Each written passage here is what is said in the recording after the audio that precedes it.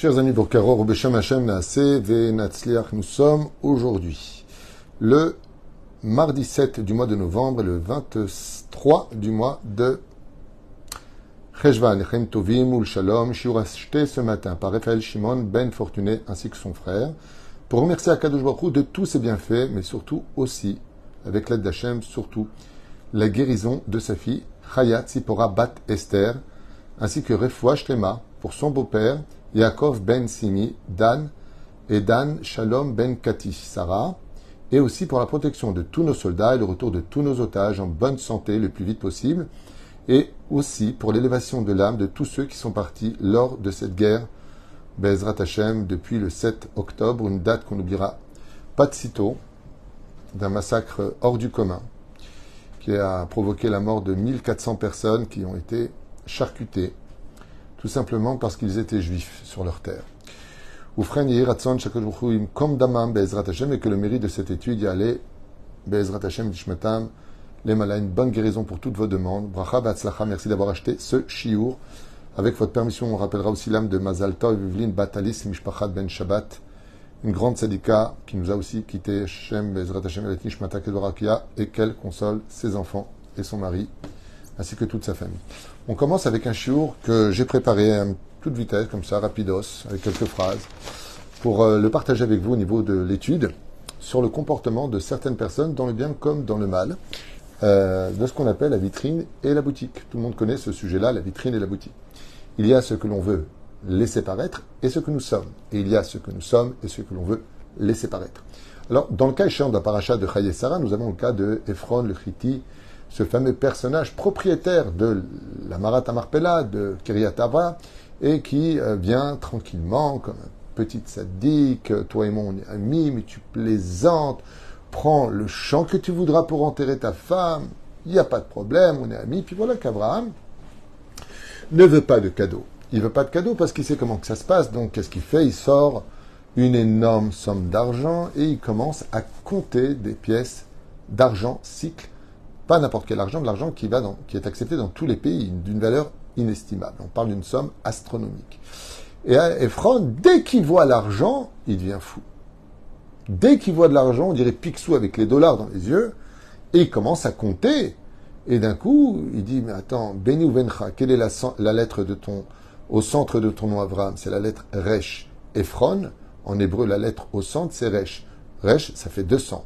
200 chez moi, 200 chez toi.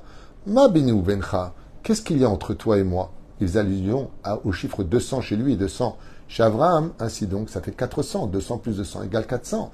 Et il trouve l'idée de lui dire, pour 400 pièces d'argent, je te propose le champ de Marat Amarpela que tu désires tellement acquérir pour enterrer ta femme.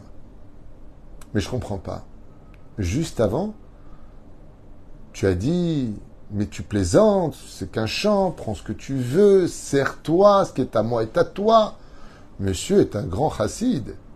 Mais dès qu'il a vu l'argent, hop, il s'est retourné.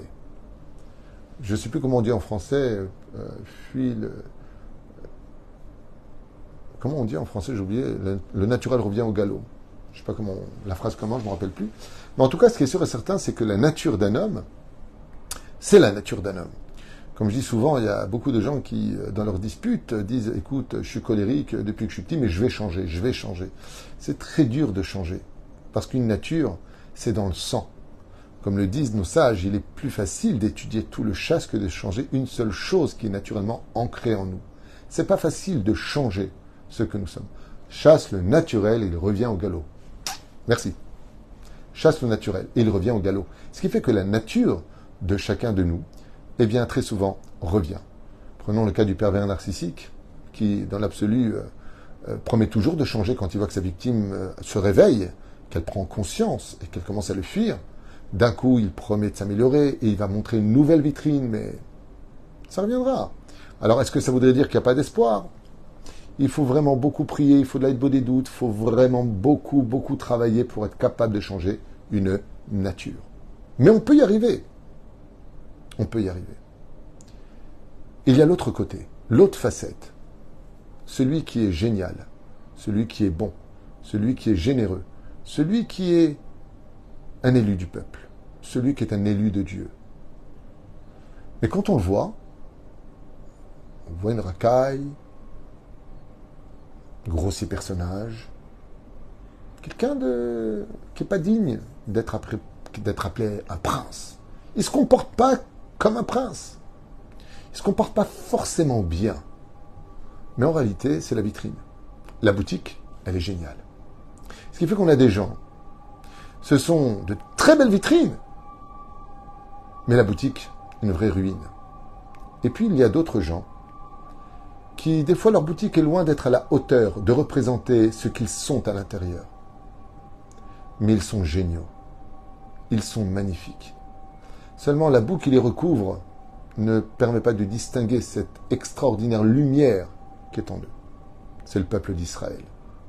Chez nous, les Juifs, effectivement, on peut, d'une certaine façon, pour certains, par manque d'éducation, trop de souffrance, choc émotionnel, manque de Torah, et autres. On pourrait paraître, quoi, c'est ça un Juif? C'est ça Israël? Prenons le cas de ce qui s'est passé.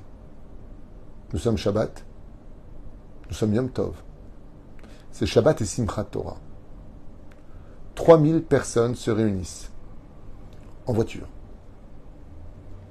Ils dansent au rythme de musique trans pour un bien-être, pour ressentir quelque chose, pour être ensemble. Ce sont des jeunes. Les organisateurs fautent. Les organisateurs ont fait de graves péchés. Non seulement vous organisez quelque chose le jour de Shabbat, faites-le le lendemain. Non, Shabbat. Non seulement vous organisez quelque chose et vous mettez des statues de Vaudor et de Bouddha. Pourquoi vous faites ça? Quel est donc ce qui se cache derrière votre organisation? Et la chose la plus stupide de tous, sur le terrain qui donne sur Gaza, quel orgueil! Fais ça de l'autre côté, à la limite. Mais bon. De là-bas, comme on le dit en hébreu, ça s'appelle, en hébreu, ça a eu deux noms, Festival Nova et Messibat Teva. Ce sont deux noms qu'on a donnés. Messibat Teva et Festival Nova, j'ai fait des guématriotes hier, que j'ai donné d'ailleurs à une famille. C'est Titzmach Yeshua, Titzmach et Geoula. De là-bas sortira la Geoula. Bekarov, Geoula, les Bezrat Hashem, l'école à Israël. C'est des guématriotes que j'avais donné hier, je ne me rappelle plus exactement comment je les ai sortis, mais c'est vérifié. Mais de cette histoire sortira la Géoula. Cette histoire ne finira pas comme le Covid-19, ça s'arrêtait et on retrouve un petit peu nos habitudes. Cette histoire nous amènera à un changement de toute façon dans l'humanité, car on voit les vrais visages aujourd'hui des nations du monde. Là, on voit les vrais visages de ce soi-disant alliance. Aux États-Unis, une personne âgée manifeste avec un drapeau.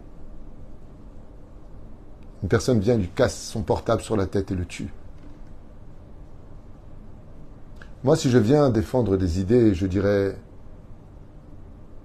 qu'on doit encourager ceux qu'on vient défendre. Mais je ne viendrai pas manifester pour détruire ceux qui ont été attaqués. À mort les Juifs? Quel rapport? À la limite que tu dises que justice, que ceci, cela, tu viens manifester quelque chose? Non. Tu viens exprimer ta haine, l'occasion de te servir de quelque chose pour exprimer ta haine. Et tout le monde le sait. Et comment on le sait tous? Parce que même quand on apporte des preuves que vous dites n'importe quoi, vous continuez à vous aveugler volontairement pour exprimer ce qui est à l'intérieur de vous. Donc on le sait. Et aujourd'hui, le monde entier observe, nous les Juifs du monde entier de la diaspora, quand on marche et qu'on se retourne et qu'on voit autour de nous qu'en fin de compte, toutes ces personnes qui nous disaient bonjour expriment leur haine. Pour un conflit qui ne les concerne pas dans l'absolu, c'est 4000 km en France, 15 000 km aux États-Unis. Quel rapport? Quel rapport? Quel rapport? Le Juif n'est-il pas une religion? Non, c'est un peuple. Le peuple juif est un peuple. Qu'il soit Ashkenaz, Farad, religieux ou pas. On est un peuple.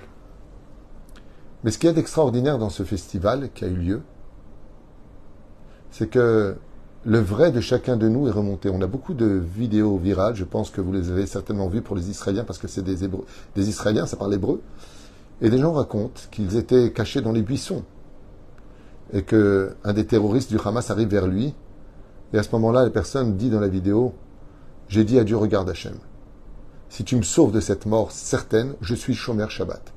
Il raconte qu'au moment où le terroriste du Hamas est arrivé juste au-dessus de lui, il a été appelé par son commandant, enfin par un supérieur apparemment, ou son copain. Il a fait demi-tour. Il a pu s'en sortir et il parle dans une bête à Knesset, avec tous ses tatouages et ses boucles d'oreilles, une kippa sur la tête. Il dit, ma femme et moi avons pris sur nous d'être Shomer Shabbat. Combien de femmes, de jeunes filles, ont pris sur elles la pudeur? Même s'il y en a déjà qui ont laissé tomber, c'est trop dur, c'est pas évident de changer de nature. Mais la vraie nature du peuple juif, c'est d'être bon et d'être pieux. Si Dieu a vu en nous quelque chose et que nous, on ne le voit pas, ça vient du fait que nous regardons l'extérieur tandis que Dieu regarde toujours l'intérieur. Vous savez, un des plus grands secrets de la Tzniout, d'ailleurs qu'a dit hier soir le Rav Ben Chamou chez Amodo Lesrout, il a rappelé quelque chose que j'avais étudié il y a longtemps et j'ai beaucoup aimé comment il a dit. La Tzniout de la femme, c'est de couvrir le corps pour habituer le regard de l'autre à découvrir que l'intérieur et ne pas perdre son temps avec l'extérieur.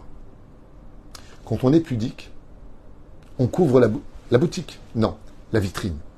Parce que la boutique, elle vaut beaucoup plus que la vitrine. La vitrine, c'est les échantillons de ce qu'il y a. Quand on voit une très belle femme juive, elle n'est que 0,01% de la beauté de sa neshama. Mais si tu montres la vitrine, on ne s'intéressera pas à la boutique. Et en fin de compte, si la vitrine est un peu démodée, ou qu'elle n'est plus d'actualité si vous préférez, on ne regarde pas ses midotes, je suis quelqu'un de gentil, je te respecte, tu es gentil, ouais mais bon, tu me plais plus, je t'aime plus, je sais pas, t'as grossi, t'es ceci, t'es cela. D'accord, mais ça veut dire qu'intérieurement je ne vaux rien. Sachez que tout notre judaïsme, et on l'a vu avec l'histoire du festival Nova, juste avant cet événement, il y avait une haine démesurée en Israël, je vous l'affirme, je suis ici depuis 39 ans. On ne se parlait pas. Les religieux étaient... Les gens de l'armée avaient perdu même le goût du sionisme. Tellement on en a marre. Aujourd'hui, on est unis. Hier, j'ai envoyé l'équipe de Ol Moshe faire la Lèche pour nos soldats. On est unis. On se regarde tous. On se tient à l'ascenseur. Qu'est-ce qui s'est passé? On a cassé la vitrine. On montre la vraie boutique du peuple. Vous croyez quoi? Qu'on était en train de se haïr? Vraiment? Non. On est nerveux. On est impatient. On est fatigué. La vie est très dure en Israël. C'est un des pays les plus chers du monde. On a commis des erreurs. Mais à l'intérieur de nous, nous sommes les meilleurs. On prévient avant de faire quoi que ce soit.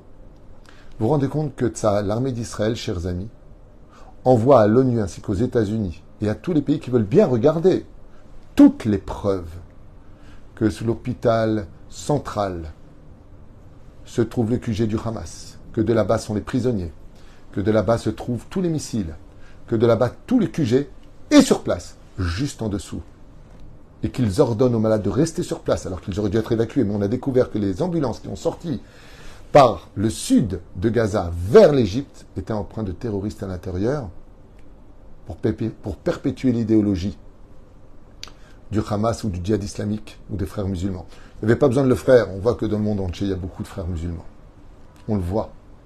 Cette haine qu'on voit d'ailleurs par millions dans tous les pays a proclamé l'armée de résistance démontre parfaitement que si on devait éradiquer tout le Hamas, c'est toute la terre qu'il faudrait éradiquer. Parce que là, on va avoir une folie. Comme je l'avais dit d'ailleurs, on ne peut pas retirer... Le problème, c'est pas une guerre d'humain contre humain, c'est une guerre d'idéologie. C'est le bien contre le mal. Pour celui qui a un peu d'intelligence dans l'histoire. Pour celui qui veut écouter, celui qui veut dire « Attends, je vais peut-être réfléchir. » Ne vous inquiétez pas, je vais vous préparer une émission magnifique, historique. Vous pourrez tout vérifier. Il n'y a pas besoin de foi, c'est pas une compétition de religion. Je prépare quelque chose qui sera vraiment à la hauteur de répondre à tous les sujets depuis le Kamaldina. C'est vrai que je suis qu'un petit rabbin, je suis aussi un prof d'histoire de Shahavar et de Kodesh. Je suis aussi dans la politique israélienne. J'occupe beaucoup de postes, beaucoup de casquettes, comme on dit, et j'en peux plus de ce mensonge. Moi, ce qui me répile le plus aujourd'hui, c'est que je ne veux même plus écouter les informations. Tellement c'est de la désinformation. On montre que des choses... je sais pas, quand on voit à Gaza, il n'y a que des enfants. Il n'y a pas d'adultes, il n'y a pas de soldats, il n'y a pas d'hommes armés. Et pourtant, on nous a tué déjà plus de 34 soldats. C'est bizarre qu'on ne montre pas l'ensemble des choses. Surtout que ces enfants, on n'a pas de preuve que c'est nous qui les avons tués, parce que selon les renseignements de l'armée d'Israël, eux-mêmes, quand ils n'ont pas assez de victimes, ils les font leurs victimes. Et j'en ai des preuves dans mes vidéos que j'ai données à Lionel, mon technicien. Oui, il y a des choses qui sont filmées, oui, par les drones. Enfin, ça, c'est encore un autre sujet. C'est juste pour vous faire partager un petit peu une étude très importante. Ne vous inquiétez pas, la vérité sortira. La Géoula a pour synonyme le mot vérité. Et quand la vérité sortira, et que le mensonge mourra, Bezrat Hashem, nous n'aurons plus de temps à perdre avec tous ces cours d'une certaine façon qui sont là pour rappeler des choses tellement évidentes. Mais moi, ce que j'ai appris par contre, c'est que tout comme Aman avait fait la pendaison pour les Juifs, c'est lui-même qui a été pendu sur ce qu'il a créé. C'est juste un message historique qui se répète. Tous ceux qui nous condamnent, tous ceux qui nous jugent dans ce mensonge médiatique de haine qui enfin ressort, le problème qu'on subit, nous, depuis plus de 50 ans ici, 75 ans exactement, il va venir chez vous. Vous le voulez tellement, vous l'invitez tellement, que vous en goûterez les fruits. Ne vous inquiétez pas, chaque fois qu'on nous a fait du mal, ce mal s'est retourné contre ceux qui nous ont fait du mal. Ne vous inquiétez pas, la vie est un boomerang. Et j'aimerais maintenant illustrer, avec une histoire qui s'est passée il y a à peu près 3 siècles de cela, quelque chose de très sympathique à retenir, une petite histoire au goût matok, quelque chose de plutôt mielleux. Un jour, Rabbi Yonatan Leibshitz, Zecher Tzadik Vekadosh Livracha, un des plus grands Talmid Chacham des derniers siècles, d'une intelligence hors pair, exquis dans l'étude du Talmud et du Sod de la Torah, s'était retrouvé près du roi pour lui apporter quelque chose. Et quand le conseiller du roi l'a vu venir, eh bien, il lui a dit « Tu sais, votre Torah à vous, elle est fausse. » Rabbi Yonatan Leibshitz lui a dit « Tout comme le peuple d'Israël est vrai et traverse les générations, ainsi notre Torah, qui est notre essence de vie, est vraie. Tout comme je suis vrai, la Torah est vraie. » Le roi lui a dit « Pourquoi est-ce que tu dis ça ?» Il lui a dit « Parce qu'il y a marqué chez eux, les Juifs, dans le livre du roi Salomon, dans Kohelet, que En Chadash Tachat Hashemesh. Il n'y a pas de renouveau sous le soleil. Et moi, je peux prouver qu'il se trompe. » Le roi lui a dit « Est-ce que le roi Salomon, rabbin des Juifs, aurait dit qu'il n'y aurait pas de renouveau sous le soleil ?»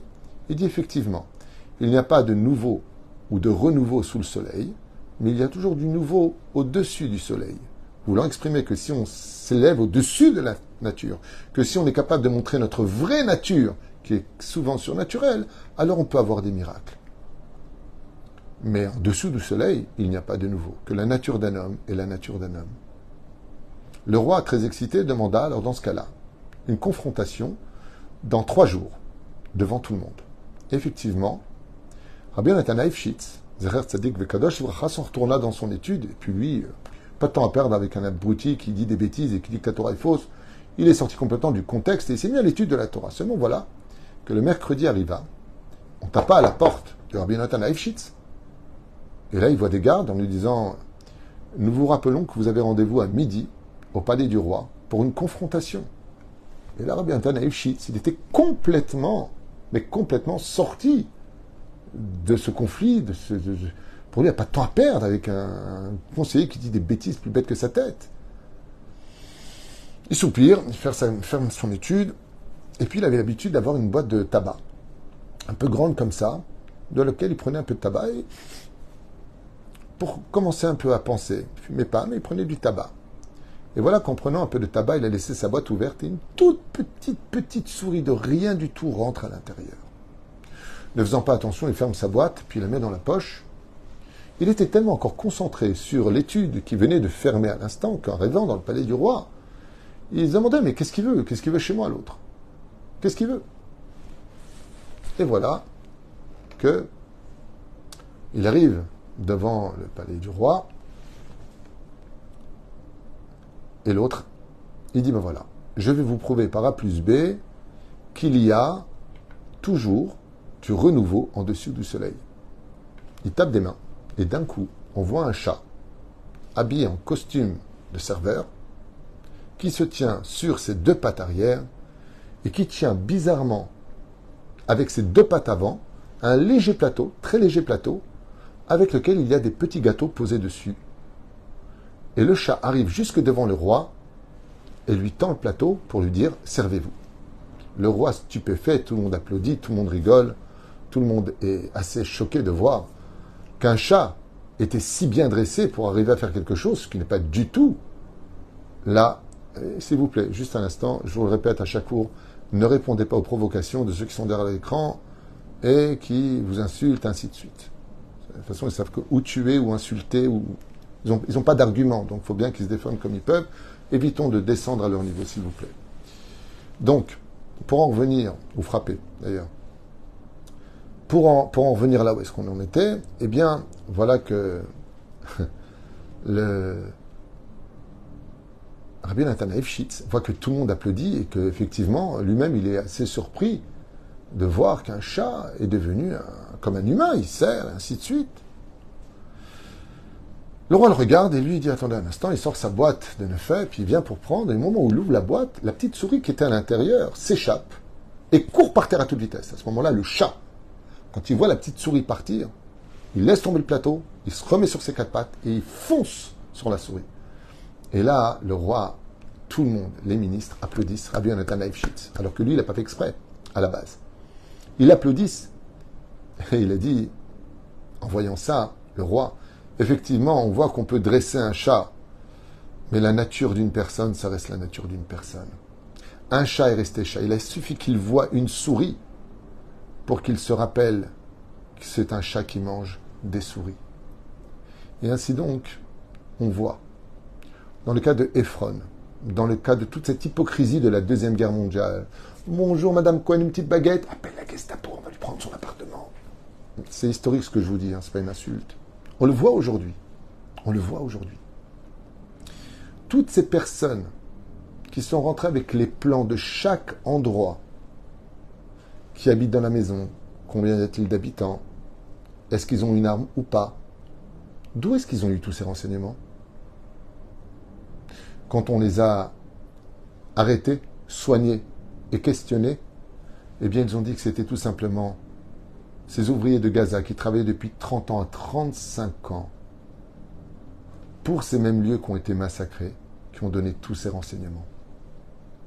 C'est eux qu'on a accueillis, qui ont été ceux qui nous ont plantés, trahis. En réalité, ils ont montré leur vraie nature. La vraie nature d'un homme ressort tôt ou tard. Alors il y a ceux qui vont exprimer, et puis ceux qui vont s'indigner. Mais aujourd'hui, ce qui est sûr, c'est qu'on voit quelque chose, moi, qui me surprend toujours. Je le dis franchement, je suis toujours incroyablement... Je vois toutes les vidéos qui sortent, ça parle que de l'histoire du conflit de la Palestine. L'Ukraine. Tellement de morts et de massacres, ils s'attachent, ils se violent et machin. Ça n'intéresse personne. Les massacres qu'ont fait les Chinois sur les musulmans n'intéressent personne. Les 1 million d'enfants qui crèvent de faim dans les pays africains n'intéressent personne. Il n'y a que nous qui intéressons. C'est marrant parce que quand les Juifs ont construit une maison, l'ONU se réunit, et quand on détruit une maison d'un terroriste, l'ONU se réunit. C'est quand même vachement curieux qu'une seule maison construite ou détruite intéresse le globe de la Terre. C'est quand même vachement curieux. En tout cas, quoi qu'il advienne, la nature du peuple d'Israël aujourd'hui a montré sa vraie boutique. On est unis, on s'aime tous. On est fiers de notre terre, de notre peuple. On sait ce qu'on vaut. Et on sait combien cet actuel, je dis bien le mot actuel, peuple dit palestinien souffre. Mais pas à cause des Juifs, à cause du Hamas et du Fatah. Dans l'émission que je vais vous préparer, j'ai pris des témoignages de Gazaouis, d'Arabes, pas Juifs, d'Arabes, qui hurlent quand est-ce que vous venez nous sauver? C'est eux qui les appauvrissent. C'est eux qui les battent. C'est pas nous. Nous, à chaque fois, on essaie de les soigner chez nous. Ces mêmes gens qui ont été froidement assassinés, égorgés dans ces kibbutzim, ces deux femmes que vous avez vues libérées, ces deux femmes que vous avez vues libérées par le Hamas, c'était des femmes qui emmenaient les enfants de Gaza dans les hôpitaux israéliens pour se faire soigner. C'était des femmes d'extrême gauche, pro-palestiniennes. Renseignez-vous et vous verrez. C'est pas non plus pour rien qu'ils les ont libérés, ceci étant. Parce qu'il y a une personne qui est beaucoup plus âgée là-bas qui n'a pas été libérée. Enfin bon, la vraie nature sortira, mais surtout celle d'Akadosh Baruch Hu. Ateva, la nature, Gematria Elohim. Ça veut dire que viendra un jour Bezrat Hashem, Shtabar Vitale Shmolahad, Kol Istader, nos morts reviendront à la vie, et ceux qui les ont tués rendront des comptes devant la justice divine. Kol Yitzel et Tova Velivracha, qu'on ait le mérite d'avoir la paix dans le monde, parce que le peuple d'Israël est le peuple de la paix. Nous réagissons au bombardement que nous recevons. Nous n'attaquons personne. Et les représailles dites de l'autre côté sur nous vient du fait qu'on ait tué leur chef par rapport aux attentats qu'ils préparaient contre nous. C'est qu'apparemment la nature de ceux qui nous haïssent ne nous aime que quand on est mort. Mais ils ont bien un détail, c'est que notre symbole, c'est que Israël chai vekayam. Am Israël vit et vivra toujours. Toujours. J'aimerais juste encore dire une dernière chose, que je pense tellement, mais à nos ennemis qui levaient la main sur le peuple d'Israël, je constate une chose depuis tellement d'années. Des écoles juives, des enfants, des crèches, des synagogues, des gens qui prient, qui sont ados, des gens qui dansent et qui ne sont pas armés. Vous êtes rentrés dans des maisons où il y avait des familles, des enfants autour de la table. En fin de compte, quand on observe bien l'histoire, vous ne savez vous en prendre qu'aux faibles, qu'à ceux qui sont désarmés, qu'aux enfants, qu'aux femmes. Mais quand on est en guerre, que ce soit la guerre des 6 jours, la guerre de Kippour, la guerre du Liban, la guerre actuelle et toutes les autres, homme face à homme, la réponse est éclatante. Donc au moins, ne vous enorgueillissez pas d'avoir vaincu des femmes ou des enfants, d'avoir vécu des gens qui étaient en train de manger chez eux sans armes et sans possibilité de se défendre. Au moins, ayez cette dignité de la faiblesse de votre courage. Yeshua Venechamot, et que Bezrat Hashem, comme c'est marqué qu'à la fin du temps, Ishmaël fera teshuva, eh bien j'espère que nos cousins feront vraiment une grande teshuva en ce qui nous concerne. Parce qu'il n'y a pas plus grand que le peuple d'Israël, il n'y a pas mieux que le peuple d'Israël. On a été capable de vivre en paix, j'espère que Bezrat Hashem, pas comme ce vieillard qui a eu juste le bonheur de tenir un drapeau israélien à Los Angeles et qui est décédé hier.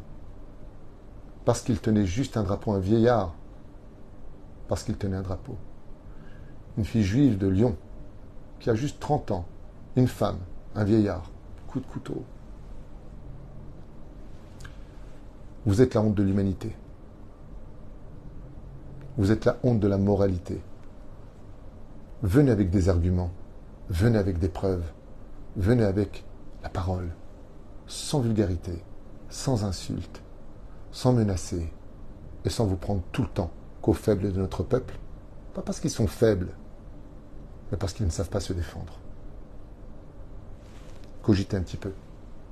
Si vous êtes sûr de ce que vous dites, n'est-il pas enseigné depuis des décennies que la violence n'est rien d'autre que le langage des faibles? Mais n'importe quelle nation au monde,